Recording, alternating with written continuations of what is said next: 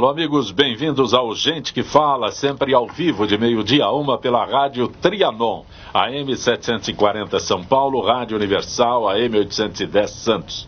Também nós estamos transmitindo aqui do estúdio da Rádio Trianon através da nossa fanpage, Facebook/programa Gente que Fala. Estamos também na AltV, www.altv.com.br.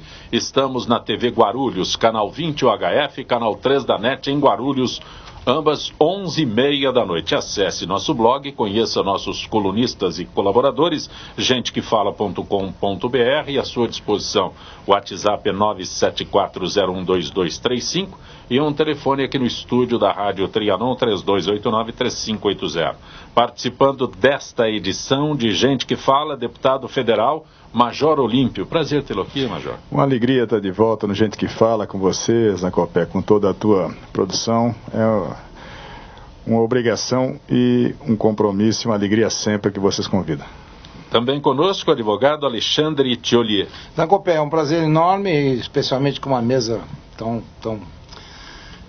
inteligente, né? Não quero ver só o que bicho vai dar isso aqui. Mas é um prazer imenso a todo mundo aí da retaguarda, e você sabe que eu faço parte, mora no meu coração a Gente que Fala. Advogado Dr. Marco Vinícius Petreluzzi. Bom tê-lo aqui, Petreluzzi. Igualmente, é um grande prazer. Acho que o Thiolier colocou bem, né? O Gente que Fala está no coração da gente. Então, é um grande prazer estar aqui. Empresário Maurício Patrocínio. Prazer tê-lo aqui, Maurício. Muito bom estar aqui, Zé Copé. É um prazer estar de novo. Acho que é a quarta vez já para participar desse debate, no qual todo mundo sai aprendendo alguma coisa, todo mundo sai com um questionamento, né? Muito bom estar aqui com vocês. O teu livro diz no título já: as pessoas não são felizes. Pois é, por que as pessoas não são felizes? Naquela época era diferente, não tinha problema, não tinha rebelião. Naquela época não tinha rebelião em presídios. Eu era pequeno, eu perguntava para minha mãe andando por São Paulo, olhando as pessoas reclamando da vida, um monte de problema, por que as pessoas não eram felizes? Naquela época era difícil. Amanhã eu faço 40 anos, Jacopé. Ah, que maravilha. Então a minha vida começa amanhã. Gurizinho. Que bom ouvir isso, viu? Hein? Eu tava preocupado até agora. Olha, tenha certeza que você tá num patamar perfeito, meu amigo. Olha, continua repercutindo a morte do ministro Teori Zavascki. A presidente do Supremo Tribunal Federal, Carmen Lúcia, não se manifesta sobre quem vai assumir a relatoria da Operação Lava Jato. E ministros da Corte divergem sobre como a escolha... Bom, a discussão é bastante grande. Como seria, como não seria. O ministro da Corte Suprema divergir é parte do jogo, né? Olha... é parte do jogo. Alguém tem alguma ideia do que possa acontecer? Posso dar um palpite? Por favor. Não vou dar um palpite. É o seguinte, você para olhar o regimento tem caminho para qualquer lado, não é?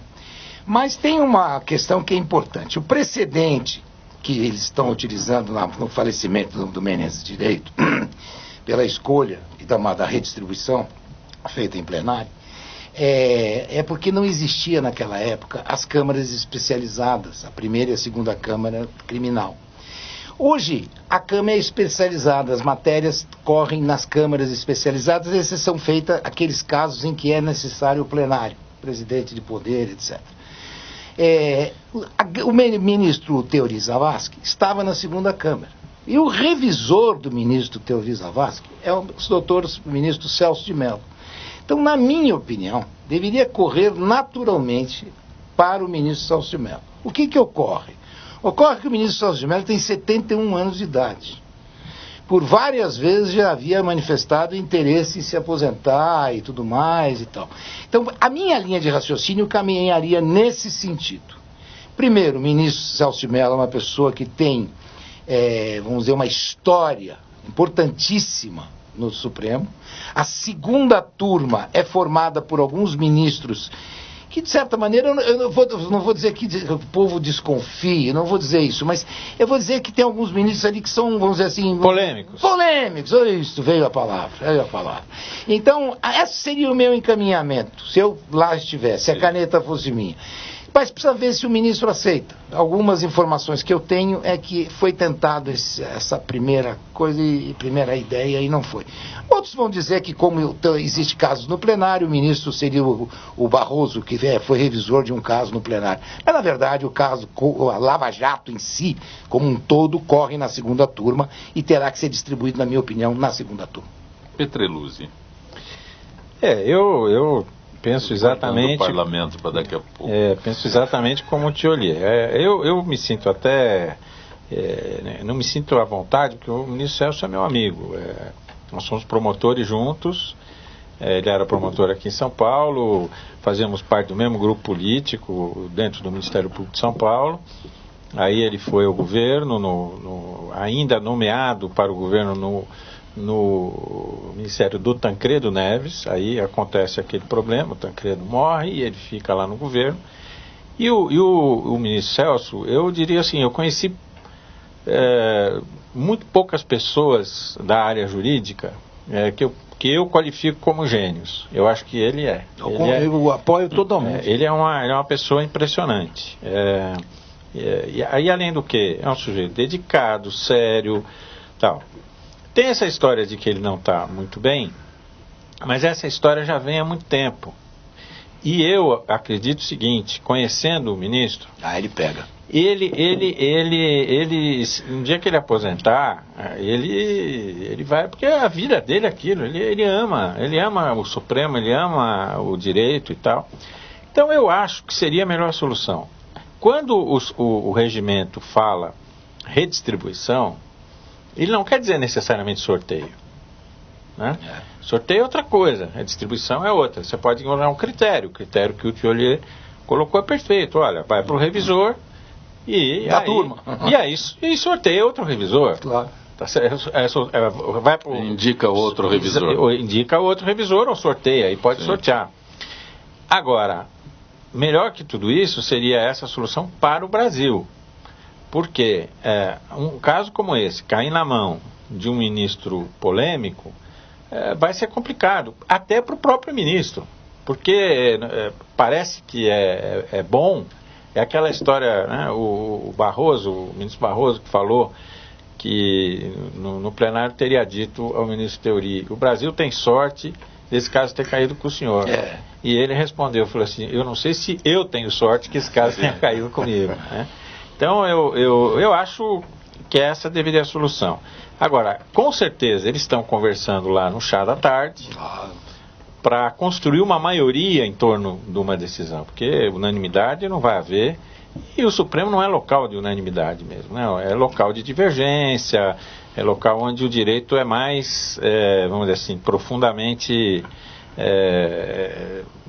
prescrutado e tal. Então, basta ver que as unanimidades lá são as exceções mais excepcionais do mundo. É raríssimo ser E tem uma coisa que eu queria apontar, até aproveitando a presença do Major Olímpio aqui, tem um tema grave de segurança pública que o Supremo decidiu por maioria mínima, ou seja, a maioria de um voto, que é a prisão após a decisão em segundo grau. Nem me fale nisso. E o ministro Theory votou pela maioria. Portanto, se for um ministro garantista, né, se for um ministro garantista para lá, vai virar essa votação, porque essa votação será refeita. E aí vamos voltar. Eu, embora hoje seja advogado, eu continuo com a mesma convicção. Eu acho que é um absurdo a pessoa não poder ser presa depois de um julgamento de segundo grau. Só precisa mudar a Constituição. Né? Não precisa. É só interpretá-la o princípio enfim, essa é uma outra discussão. O cidadão Maurício Patrocínio como vê. Eu venho aprendendo mais, né? Mas eu vejo como leigo e especialmente cidadão. A gente fala da democracia, a gente pratica e luta pela democracia todos os dias, na qual a justiça é parte e de repente a gente vê uma operação como a Lava Jato, que fez um avanço para o Brasil absurdo, ainda que esteja talvez ainda no começo, e o que a gente pode fazer como cidadão, né? Porque eu vejo essas discussões, e gosto inclusive, apesar de leigo, Mas vem o medo, que eu acho que é o medo da população em geral, né? O que vai acontecer com a Lava Jato, com tudo isso? O que é melhor para a Lava Jato com tudo isso? Quer dizer, o grande medo é, será que tudo isso, aí vem as teorias das conspirações, aí vem todas aquelas falácias que estão rolando por aí, que a gente não sabe o que é fato ou não, mas a questão é como cidadão, e aí eu trago a pergunta para os senhores e para o deputado também, o que é que a população faz, porque a gente ficar observando parece uma passividade burra, né? Obviamente tem que acompanhar, tem que participar, mas no fundo eu acho que a população acordou ao longo do ano passado para participar mais, e a gente não pode deixar isso de lado, especialmente nesse momento tão importante, né? Major Olímpio. Olha, eu acho que a grande preocupação hoje do cidadão é exatamente que se faça justiça. E existe uma preocupação, aí o cidadão Olímpio, o deputado Olímpio, eu vou torcer para que o sorteio, a indicação da ministra Carmen Lúcia, seja o que for, seja com o ministro Celso de Mello. Porque consegue transmitir para a população esse equilíbrio. Quem tem a obrigação de julgar não tem que ser linha dura, nem linha mole, ele tem que ser justo. É isso aí. Imparcial. E isso desperta no ministro Celso de Mello esse espírito, essa confiança. Que em relação a algumas nomeações do Supremo, e nós temos um conteúdo muito forte da nomeação de caráter político, muito embora ninguém chegue ao Supremo sem ter um notável saber jurídico, que tenha a condição realmente de ser um guardião da Constituição. Mas a população hoje tem essa preocupação, todos nós temos. Não é a teoria da conspiração. Hoje há uma preocupação, sim, sobre uma apuração severa e justa em relação ao episódio que acabou na morte do ministro, sim, porque é o caso mais polêmico, deixou o mensalão pequenininho. Pois é. E todos nós hoje temos esse sentimento. O que vai acontecer em relação a isso? O que eu vejo, o que a opinião pública pode fazer e está fazendo, os próprios meios de comunicação estão facilitando isso. A transmissão pela TV Justiça, muito embora o ministro Teori fosse contrário a isso, também colocou o brasileiro acompanhando a mais alta Corte de Justiça, os tribunais superiores. Há 20 anos, eu não conseguia imaginar como seria uma sala de julgamento do Supremo. O doutor Petreluzzi, o Tioli, eles são do ramo jurídico e trabalhavam com isso, pode ter feito sustentação lá no Supremo. O cidadão não. Hoje você chega para tomar um café da manhã, 6 horas da manhã na padaria, tem um cara dizendo, olha, esse Teori é linha dura, olha, cuidado com esse Lewandowski, eu não... Então, as pessoas hoje, o cidadão sabe o nome do ministro, sabe qual é o seu perfil, e seja aquele que for designado para isso, não vai manchar a sua história com as suas tendências ideológicas, os seus posicionamentos, porque se tornou um caso notório no mundo. Se tentar desmanchar o conteúdo da Lava Jato, a população brasileira não vai suportar isso. Eu tenho restrições em relação a julgados do ministro Teori. Os chamados embargos infringentes lá, que quase quebrou o galho de não ir para a cadeia um dia, o Zé Dirceu, o Delúbio. A anulação do conteúdo das escutas realizadas. Dilma, Lula, olha, eu tô te mandando aí para assinar isso aí, que se você, se você for preso, você tá nomeado juiz. Ministro. Ministro naquele momento. E foram decisões do ministro Teori. Em outros pontos, nos passava também um ar de credibilidade, 68 anos de idade, uma vida dedicado à justiça. Então, hoje, o Olímpio cidadão, o Olímpio deputado, está torcendo para ver no noticiário a nomeação do doutor Celso de Mello, pela sua história de vida, muito embora ele possa estar torcendo pela sua aposentadoria, o povo brasileiro vai querer dele mais essa parcela de sacrifício. Deixa eu colocar uma vírgula, que eu acho que eu tenho um ponto importantíssimo. A atitude do presidente da República. O presidente da República, ao sair imediatamente dizendo que não nomearia ministro nenhum antes da escolha do relator, fez um passo importantíssimo. Lógico. Porque nesse momento... de muita precaução.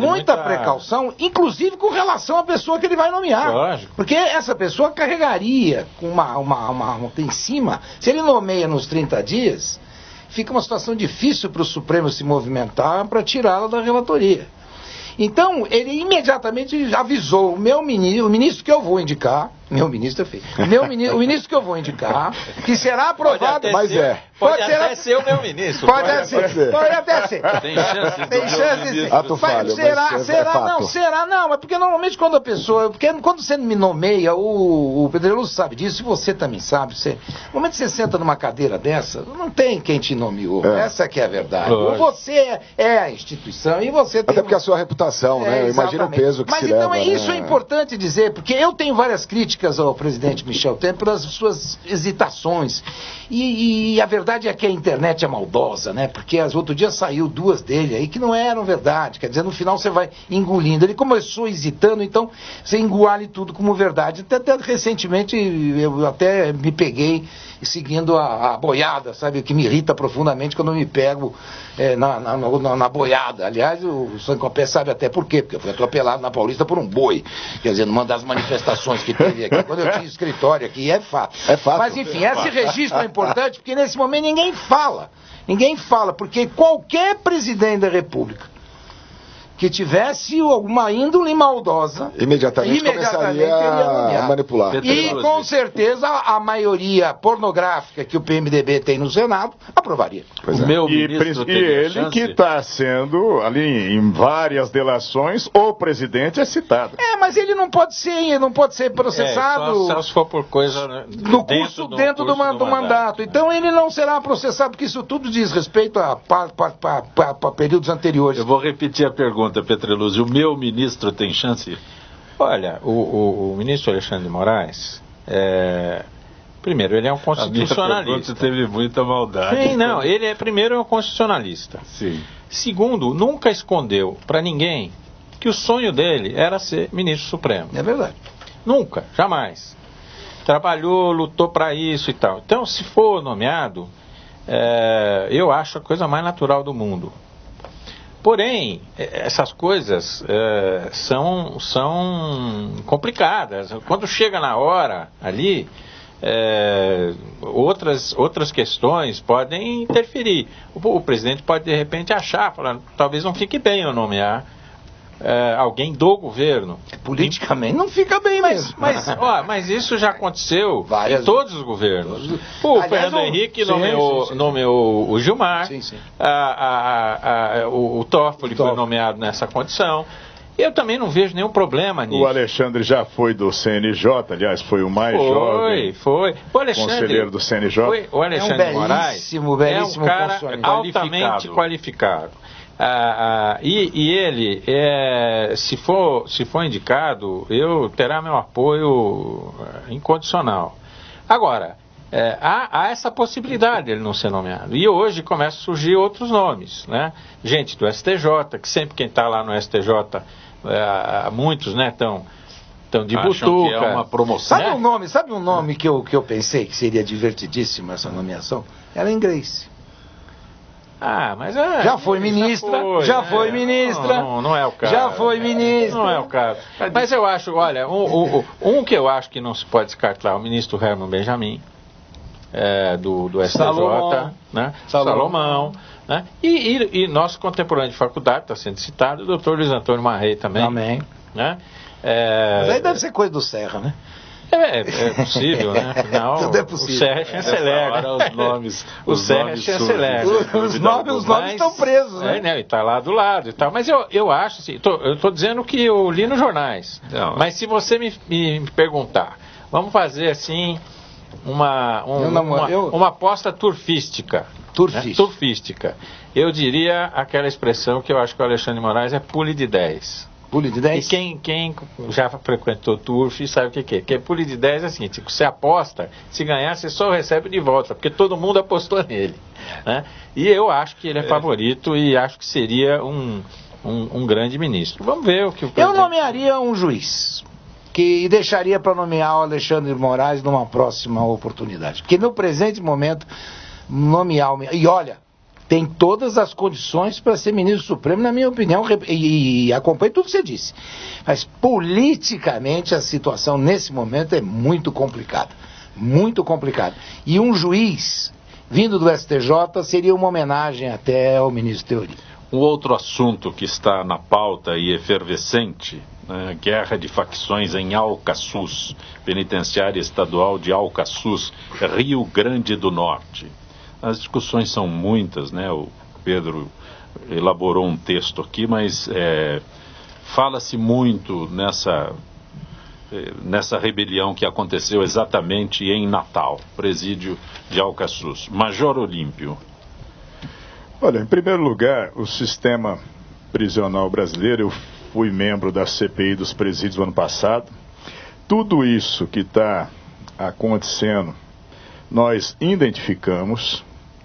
O governo Dilma não fez absolutamente nada. O governo Temer não fez absolutamente nada. Só um detalhe, era previsto o que aconteceu lá em Manaus? A qualquer momento, e pode acontecer na maioria dos estados. Isso é bom que fique muito bem claro. Houve uma completa perda do controle no sistema prisional.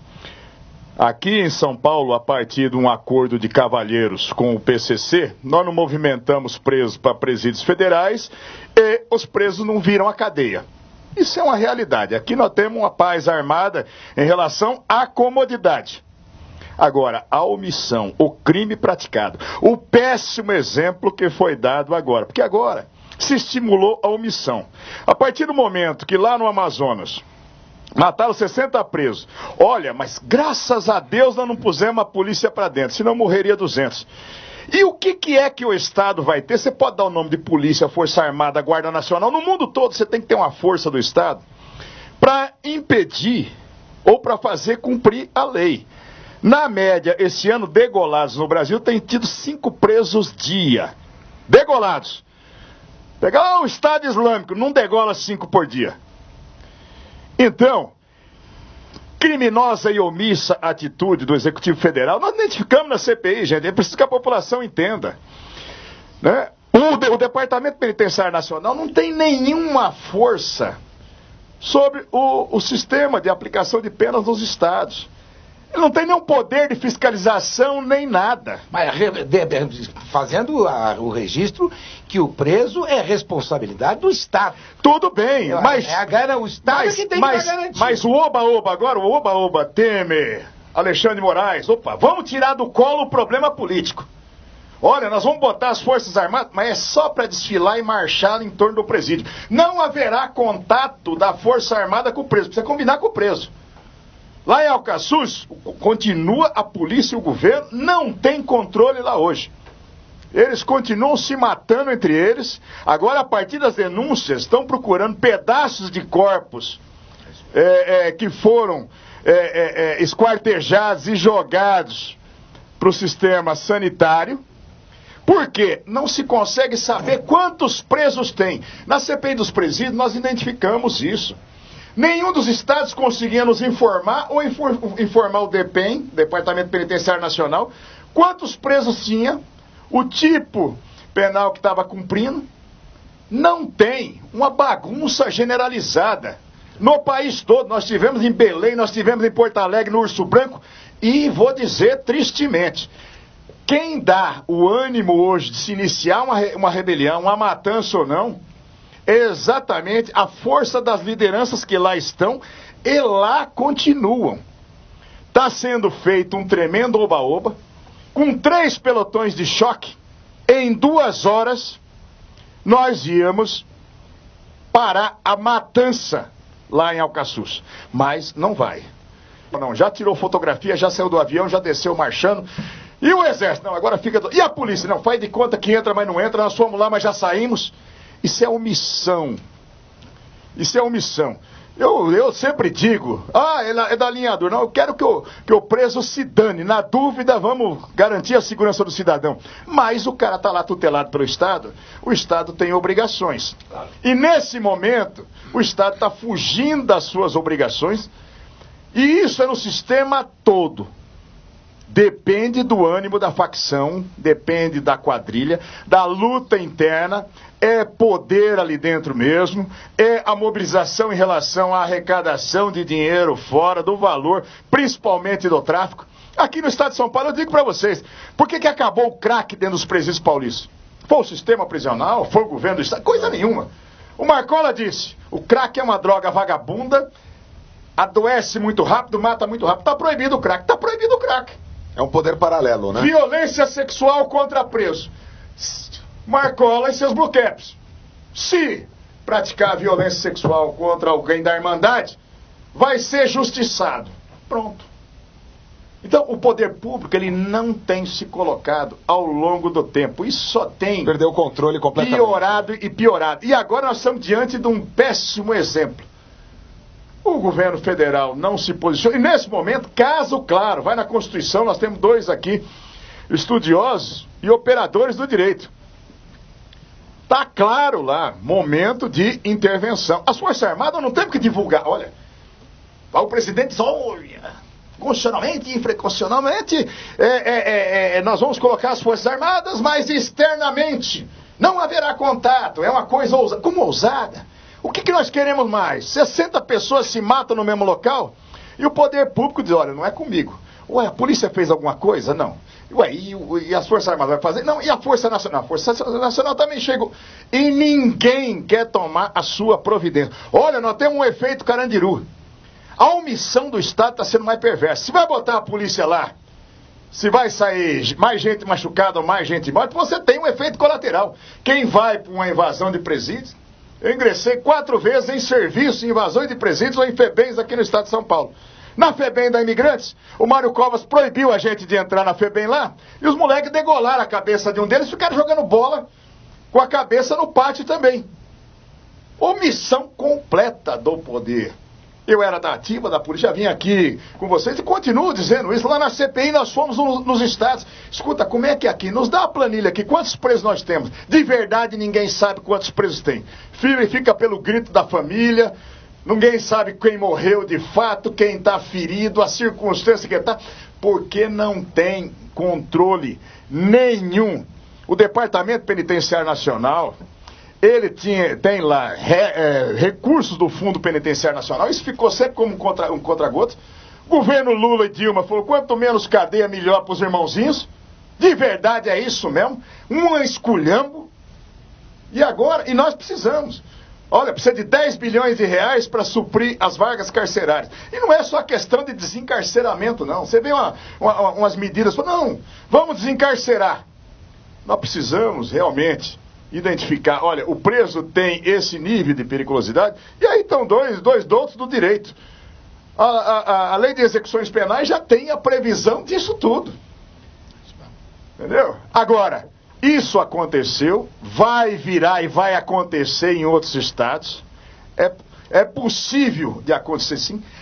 O sistema de comunicação hoje, os presos têm informações de toda a ordem, de toda a forma. Corrupção no sistema com o funcionário, com a direção dos presídios. Eu vou dizer uma coisa para vocês, eu era deputado estadual na Assembleia Legislativa e delegados de polícia da região do Belém e do Pinheiros falaram, deputado, nós ficamos enxugando o gelo. Toda vez que acha o preso com celular, que você tem o CDP de Pinheiros e do Belém, é apresentado ao preso, chega a custar 25 mil reais para não apresentar o preso com... vem o celular, mas sem o chip ou sem a bateria, porque daí não caracteriza a falta grave. A falta e o tipo penal que foi estabelecido em função do equipamento de comunicação. Aí eu fiz um requerimento de informações, mandaram os boletins de ocorrência. Em 1.100 boletins no período de 1 ano e meio, 90% Era o preso, olha, o cara é louco, ele fica falando com a carcaça sozinho. Agora, Olímpio, deixa eu botar um pouco de pimenta na nossa conversa aqui. Eu participei da administração do Mário Covas e acho que de lá para cá, aqui em São Paulo, a gente evoluiu demais. Não vou negar que, eventualmente, você tratar com presos é um negócio complicado. Não é um convento, né? Convento não tem facção. Né? Mas cadeia. Olha que tem. Cadeia. Tem, viu? O pior é que tem. Não tão forte, mas tem. Em qualquer lugar do mundo você tem facção. E você vive. Só juntar 3 pessoas. E você vive um dilema que é o seguinte: se você separa, você elimina um processo em que uma facção controla o crescimento da outra, de forma a que elas não virem ultrapoderosas. Se você não as separa, com o sistema que nós temos, com os recursos parcos que existem para a área de segurança pública, o que acaba acontecendo? Acontecem fatos como esse. Eu tive, quando estava na Secretaria de Segurança, esse episódio que o Olímpio citou ainda não era secretário, isso foi ainda na gestão do Zé Afonso da Silva. No meu período como secretário foi demolido aquele local, porque realmente era um local que não tinha a menor condição de ter preso ali dentro, né? Mesmo jovens, adolescentes e tal. Mas não era melhor reformar? Mas às vezes você precisa derrubar para você mostrar disposição para você fazer uma coisa melhor. Está perdendo mais veja, vaga, mas aqui em São Paulo eu acho que o problema não é tanto vaga, o problema é gente. Porque o problema já foi vaga, acho que ainda vai ser sempre. Você fala gente, é mão de obra. Mão de obra qualificada, operacional e tal. Não para tomar esse tipo de intervenção. E olha, essa história, então, não vamos acontecer outro Carandiru, isso é conversa mole, ele está corretíssimo. Fizemos aqui em São Paulo, mas dezenas de intervenções. Por exemplo, eu acho até que o Olímpio participou dessa, quando nós tivemos 29 rebeliões, presídios rebelados, no mesmo dia. Eu era o secretário. E curiosamente, Mário Covas tinha acabado de passar o governo para o Geraldo. Mário Covas estava morrendo. Foi o primeiro fim de semana do Geraldo Alckmin como governador. E eu disse a ele: governador, isso é um movimento político, nós não podemos permitir, temos que invadir imediatamente. E todo mundo falava do Carandiru, que é um fantasma, etc. e tal. Falei, se você coloca a tropa certa, treinada adequadamente, e a Polícia Militar de São Paulo tem isso no maior índice de qualificação que eu conheço, pelo menos aqui no Brasil, disparado, não acontece nada. Não dizer nada. Aconteceu lá, teve uma ou outra altercação, teve um morto, se eu não me engano, aqui na Penitenciária do Estado, teve um outro em algum... Não passou de 4, 5 pessoas em 29 presídios em que você teve que intervir ao mesmo tempo. Em 12 horas se controlou todos os presídios rebelados. E eu disse à época que era uma página da Polícia Militar do Estado de São Paulo importantíssima. Mostrar que o Carandiru foi um outro episódio. Um dia a gente até pode discutir a circunstância, os equívocos que possam ter sido cometidos, né? A gente sabe, eu não sou especialista de segurança pública, eu era uma pessoa que era um planejador, tentava destinar as coisas da melhor forma possível. O Olímpio aqui é um homem do dia a dia disso. Mas você tem que ter tropa para todo tipo de problema. Você tem que ter uma tropa, no caso de São Paulo, vamos dizer, a rota, que é quando você precisa um enfrentamento armado, pesado, etc. E você tem que ter a tropa para cuidar de jogo de futebol. Se você botar a rota para cuidar de um jogo Palmeiras e Corinthians, vai ter gente morta, porque o policial é treinado para aquilo. E não é culpa dele. E a polícia precisa de ter gente treinada para o enfrentamento pesado.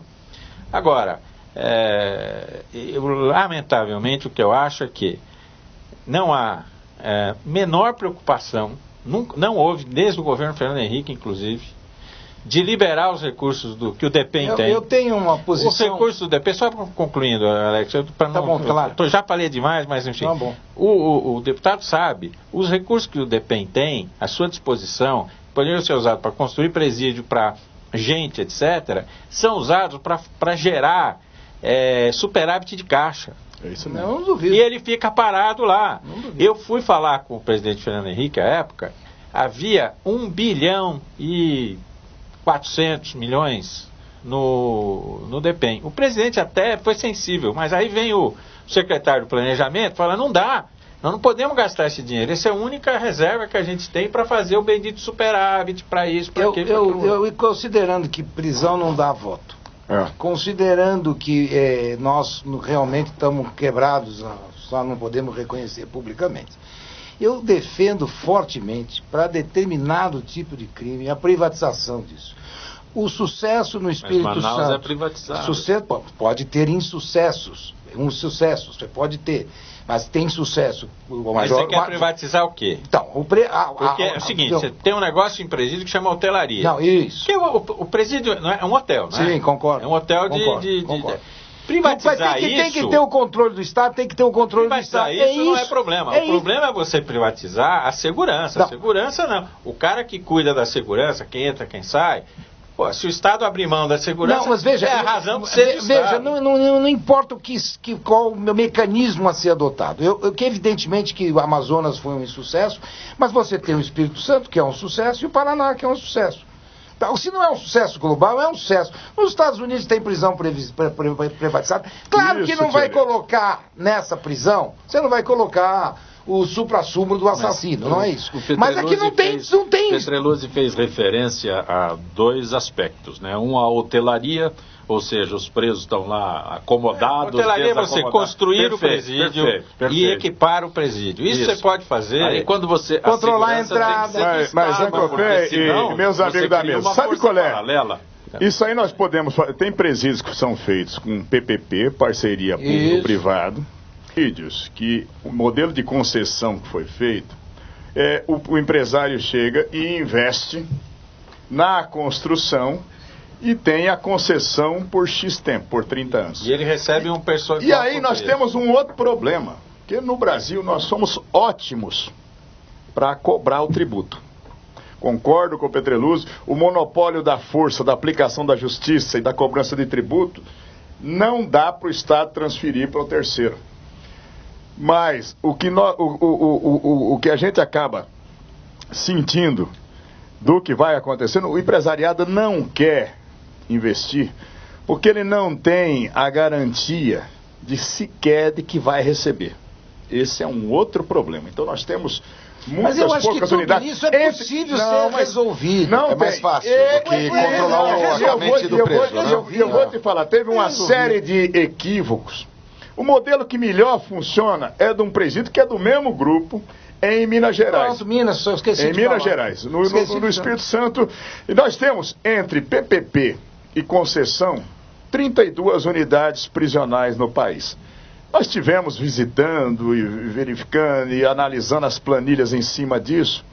Ainda nós não temos um modelo consolidado disso. E há uma reticência do empresariado de dizer, olha, se eu estou fornecendo merenda na escola, você para de me pagar e eu paro de fornecer a merenda. E você tendo ali a responsabilidade de 1.000, 1.500 presos.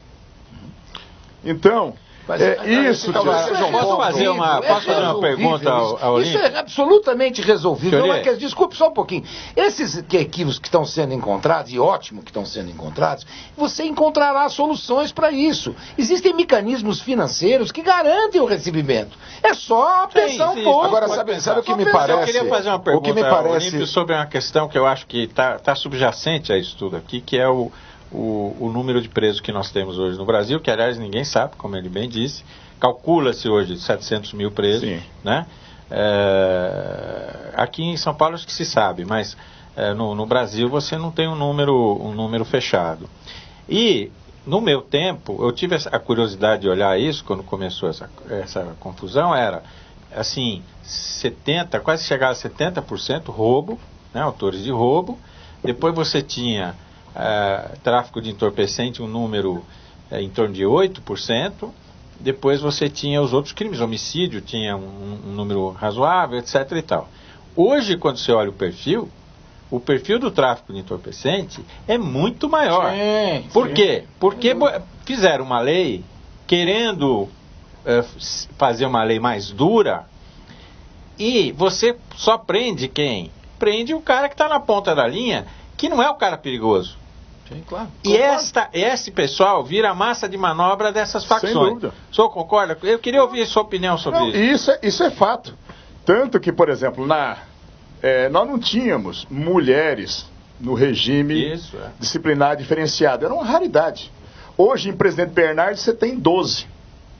Justamente o que o Petreluzzi disse em relação ao tráfico de entorpecentes. As 12 no tráfico de entorpecentes. E está se prendendo mesmo, de fato, nós temos ainda uma dificuldade muito grande de chegar nas grandes lideranças do tráfico. Nós chegamos no aviãozinho, nós chegamos no Torre, que é um distribuidor ainda, mas não chegamos de fato. E essa questão do tráfico de entorpecentes, aí tem uma grande omissão do governo federal. Você pegar a Polícia Militar, olha, a Polícia Militar está combatendo o tráfico nos morros. Porra, a polícia ostensiva, ela tem que estar ali com ação de presença justamente para não acontecer o crime. É só pegar uma Polícia Civil de São Paulo, houve uma previsão de efetivo, última previsão de efetivo, em 91, há 25 anos, para ter na Corporação Policial Civil do Estado de São Paulo 41 mil homens e mulheres. A população tinha 32 milhões de habitantes. Hoje a população está chegando em 44 e a Polícia Civil tem 26 mil homens. Esses dias eu conversando com um delegado titular de distrito, que é meu amigo, ele falou, quantos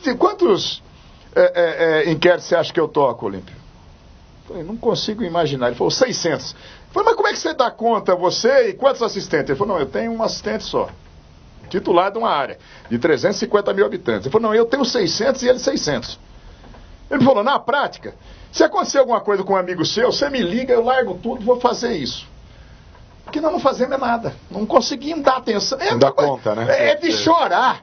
Agora... É de chorar. Tem que ter o caso que é do amigo do deputado. É a única área que consome dinheiro no Estado que não tem um percentual, não tem uma receita fixa. Não tem. Que é educação, tem, saúde, tem. A outra é segurança. São as três que se gasta mais. Quando aperta, aonde que você acha que o governo vai apertar?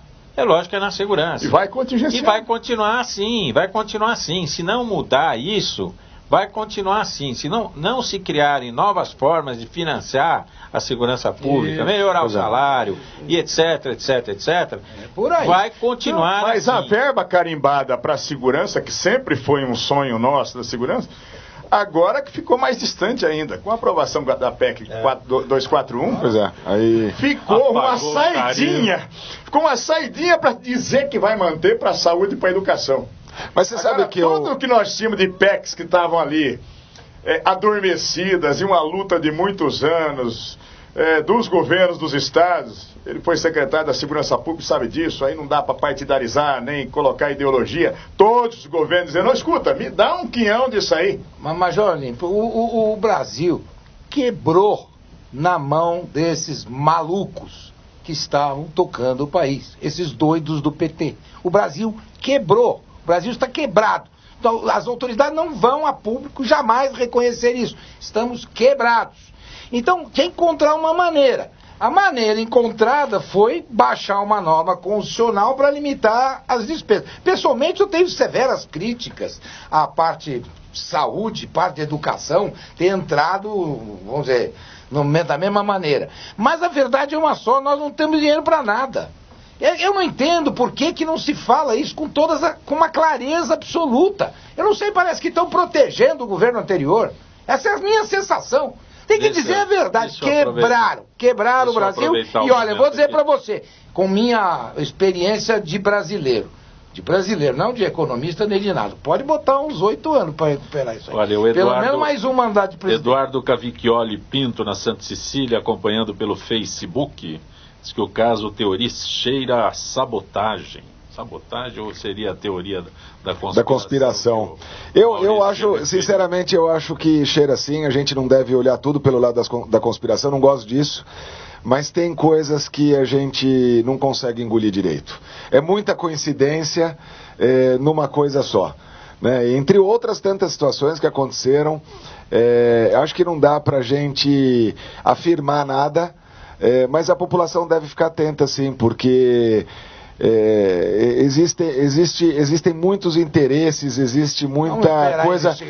Pois é, a gente deve esperar, por isso que eu não estou afirmando.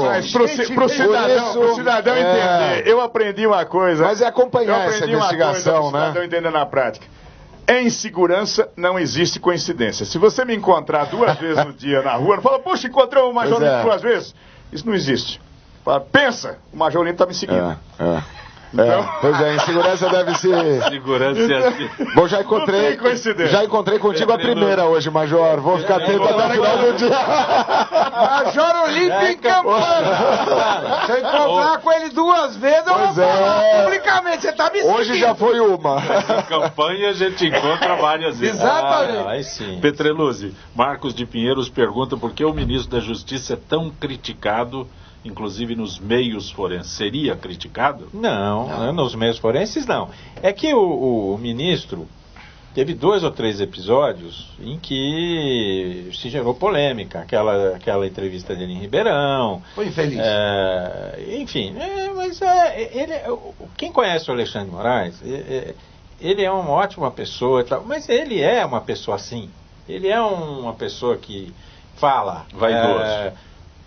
Não sei, não vou julgar isso sob esse ponto de vista, mas ele é ele não seria uma pessoa que você vai colocar numa posição que não é para chegar e dizer as coisas. É da natureza. Eu tive um professor na faculdade de Direito que ele dizia, juventude é um mal que o tempo cura.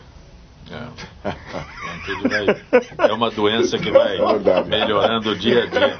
É verdade. Joliet Márcia da Lapa pergunta se o brasileiro tem orgulho da classe política. Eu não acho que nós temos orgulho da classe política de jeito nenhum. Márcia, em que mundo você está vivendo? Pelo amor de Deus, é zero a possibilidade. Isso é no mundo todo, gente. Mas eu vou dizer... Pior do que era a aceitação da Dilma de 12%, só o do Congresso era pior. Mas espera um pouquinho, mas deixa eu terminar, deixa eu terminar. Mas a classe política é um reflexo do mau voto. Do mau voto. Então, Márcia, o problema todo fala-se em sociedade, na questão da rede social, da participação da população. Tudo isso é lindo, maravilhoso, mas a principal participação da população é o voto. Das redes sociais é voto na urna. O PT fora da urna não tem perigo nenhum, o perigo é na urna. Isso é que é claro. Então, para mim, Márcia, é o seguinte, o Congresso Nacional é uma representatividade de nós todos aqui. Você sabe que é importante o que você falou, Alexandre, pelo seguinte, eu vejo muita gente reclamando, divulgando e coloca, são os mensageiros... Pergunta em quem ele votou para vereador. São os mensageiros da má notícia, né? Até a própria coisa que eu brinquei aqui agora da teoria da conspiração, etc. Muita gente fica divulgando a teoria só para espalhar negatividade. Mas na hora de votar consciente, pergunta qual é o deputado que votou, qual é o vereador que votou, qual é o senador que votou. Não sabe. Né? Pergunta em quem votou. Em quem votou, não. A verdade é que quem já participa, participou de eleições da cidade de São Paulo sabe que isso aqui é um pesqueiro de votos. É um pesqueiro, Você tem cabos eleitorais espalhados em todos os lugares. E não só sabe aqui, em todos quanto os aquela lugares. pessoa representa naquela urna. Que conversa mole. O sistema está podre. Nós temos que partir imediatamente por um voto distrital, misto, na pior das hipóteses. Acabar com essa conversa desses votos da maneira como está sendo feito. É um contrassenso. Isso vai continuar. E não adianta depois não ter dinheirinho. Claro que tem dinheirinho, pô. E não é pouco. Major Olímpio, Jaime do Jardim Bonfilholi pergunta... Jaime, um abraço. A sua avaliação sobre o atual nível de segurança pública em São Paulo. Em São Paulo, como no Brasil, é o que mais tira o sono do brasileiro, do paulista, é a segurança. Quando nós fazemos uma pesquisa sobre a pior prestação de serviço do Estado dá à saúde. Em relação, o que mais tira o sono, o que mais dá desespero é a segurança. Nós vivemos a síndrome do barulho da fechadura. De madrugada, enquanto meus filhos não chegam da balada, eu não vejo o barulhinho da fechadura, eu estou desesperado. Se eu acredito hoje na segurança pública de São Paulo, não. Eu faço agora, dia 16 de fevereiro, 39 anos que eu entrei na polícia. Adoro a polícia militar, eu morro pela população, e não é lavagem cerebral de quem começou novinho, sim. Estou aposentado hoje há 10 anos. Se eu sair agora na Paulista e tiver alguém sendo roubado, eu vou agir como policial lá, não vai ser o deputado, não. E isso já aconteceu algumas vezes como deputado. Porque eu sou, antes de tudo, eu estou deputado e sou um policial. Mas o sistema hoje, no país como um todo, a lei está defasada em relação à realidade da sociedade brasileira. As instituições policiais não têm. O sistema não existe. 64, agora dia 6 de janeiro, foi quando o presidente Temer e o ministro Alexandre, nós estávamos falando, anunciaram o Plano Nacional de Segurança Pública. Requentado com normas do Fernando Henrique, mais do Lula. Não tem a palavra... ou não tem a instituição Polícia Militar nem Corpo de Bombeiro nisso tudo. 600 mil homens, e nós estamos falando, precisa mudar. Nós precisamos ter um ciclo completo de polícia, não deve parar isso, uma polícia leva um caso para outra que faz um registro burocrático, que não tem estrutura, uma brigando com a outra. Você chega num local onde tem um gerenciamento de risco, o Pedro foi secretário e sabe bem disso, que ser secretário da Segurança de São Paulo é ser um mediador de dois irmãos brigando. Dois filhos. Dois filhos. Aquele negócio. Ciumentos um do outro. Caim e Abel. E um metendo a boca no outro. E o sistema atrapalhando. Filho ciumento e metendo a boca mesmo. Um ou outro. Mas já e agora nós falamos de plano nacional, nós precisamos mexer nisso. Aí quando se fala em sistema, a Polícia Federal não quer... Você é a favor da unificação? Seria, mas e o custo disso? De 100 bi pro país? Não sei. Então é utópico. Não, nada é utópico. É utópico, não dá. Tem que ver se filosoficamente funciona. Quem é governo que vai se prestar a isso? O Petrolino falou agora há pouco. As áreas mais sensíveis da educação, da saúde e segurança. Aonde é que é cortado no momento da crise? Como é que? Qual é o governo e os governadores dos estados, etc., que tem a responsabilidade maior sobre a segurança, que vão dizer, olha, vamos fazer um projeto aqui para 20 anos ou para 30 anos para fazer um processo de unificação. Você tem modelos no mundo todo. Isso. Mas quem vai interessar fazer isso não dá voto, né? Eu acho que é o grande problema dos presídios hoje, etc. Porque todo mundo faz o que dá voto. Nós hoje temos meias polícias. Mas então, veja bem, eu concordo com você, tenho muito mais concordâncias que discordâncias. Agora, quando a gente tem a obrigação de resolver o problema, quer dizer, quando eu cheguei à secretaria, eu falei, o ideal seria que tivesse uma polícia só. Sim. Não tem. Vamos tentar integrar um pouco essas polícias? Vamos tentar fazer com que elas tenham rotina integrada de trabalho, que um conheça o outro. Porque, por exemplo, uma coisa que era muito comum, eu via, era o PM falando mal do Polícia Civil, o Polícia Civil falando mal do PM, mas um não conhecia o outro. Quando você começa, as pessoas começam a conviver, elas perdem preconceito, elas tal. Então, o que eu acho é que isso, que eu concordo com você, é um pouco usado como desculpa por quem tem a obrigação de falar o seguinte, tá bom, eu precisaria ter uma polícia unificada para tirar a área de superposição, etc, etc, etc. Mas o que acontece? O cara acaba não fazendo nada. E isso é que não pode. Alguma atitude você tem que fazer. Você é responsável, você tem que tomar a decisão. Né? E aí, infelizmente, a gente fica só amaldiçoando a escuridão. Não temos mais tempo.